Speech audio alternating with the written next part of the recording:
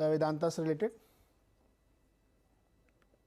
देखिए, दरअसल वेदांता को लेकर खबर है, और खबर यह है कि वेदांता के हाल के कदमों से और वेदांता की तरफ से हाल के जो बयान आए हैं उससे सरकार थोड़े से नाखुश नजर आ रही है।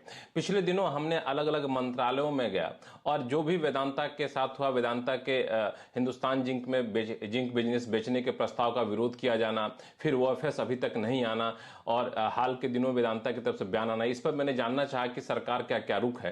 तो मुझे लगा कि सरकार काफी ज्यादा इसको गैर जिम्मेदाराना बता रही है वेदांता के कदमों का, बयानों का। दो वजह है। पहली वजह यह है कि जब हिंदुस्तान जिंक में सरकार अपनी हिस्सेदारी बेचने जा रही है, ऑफर फॉर सेल लाने जा रही है, ये सारी बातें पब्लिक डोमेन में थी, वैसे समय में हिंदुस्तान जिंक को अपना जिंक बिजनेस बेचने का जो प्रस्ताव वेदांता लाई वो समय सही नहीं था।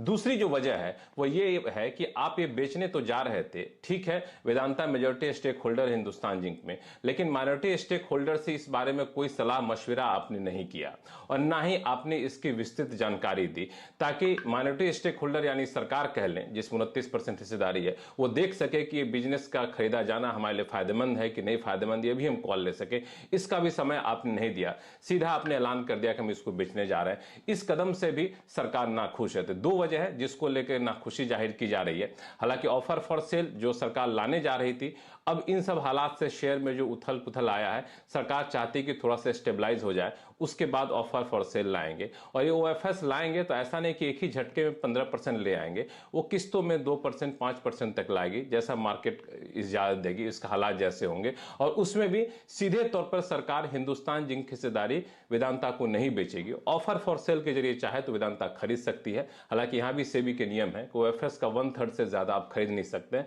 तो इन सारी शर्तों के अधीन चाहे तो ओएफएस के जरिए शेयर खरीद सकती है वेदांता, लेकिन सरकार हिस्सेदारी नहीं बेचेगी। और ओएफएस मुझे लगता है थोड़ा सा सरकार थम करके संभल करके लाएगी। ओके अच्छा, तो अब ये मान के चलें कि ये ओएफएस वाला, चूंकि सरकार ने पिछले दिनों भी कहा था कि अपने मर्चेंट बैंकर नियुक्त कर दिए हैं, तो क्या मान के चलें डिले हो जाएगा, लंबा भी है?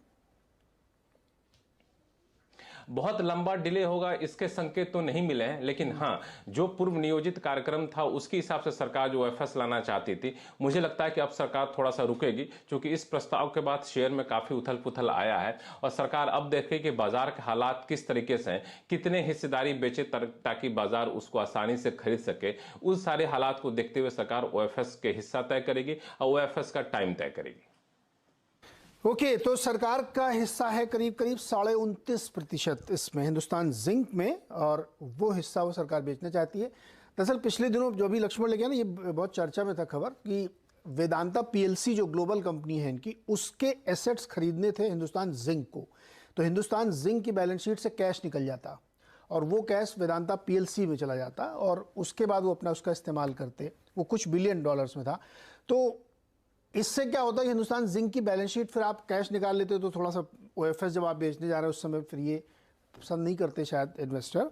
तो इस वजह से सरकार की तरफ से ये खबरें निकल के आ रही। तो लक्ष्मण, इसमें फर्दर कोई अपडेट मिलेगा क्या कंपनी तरफ से कुछ, या कोई बातचीत की प्रक्रिया शुरू होने की संभावना? देखिए, इसमें मुझे लगता है कि जो बातचीत से मुझे संकेत लग रहे हैं कि वेदांता एक बार फिर से अपनी बातों को रखेगी सरकार के सामने, माइंस मिनिस्ट्री और विनिवेश विभाग के सामने, कि हम जो हिंदुस्तान जिंक को एसेट बेचना चाह रहे हैं वो कितना फायदेमंद होगा हिंदुस्तान जिंक के लिए, और उस पर एक लंबी चर्चा होगी, प्रस्तावों का आदान प्रदान होगा। उसके बाद ही राय सरकार बनाएगी कि आखिर इस प्रस्ताव का जो अब तक विरोध कर रही थी, विरोध जारी रखना है या फिर विरोध जारी नहीं रखना है। और फिर उसी सब के आधार पर ओएफएस के आगे का रोड मैप भी तैयार होता हुआ दिखेगा।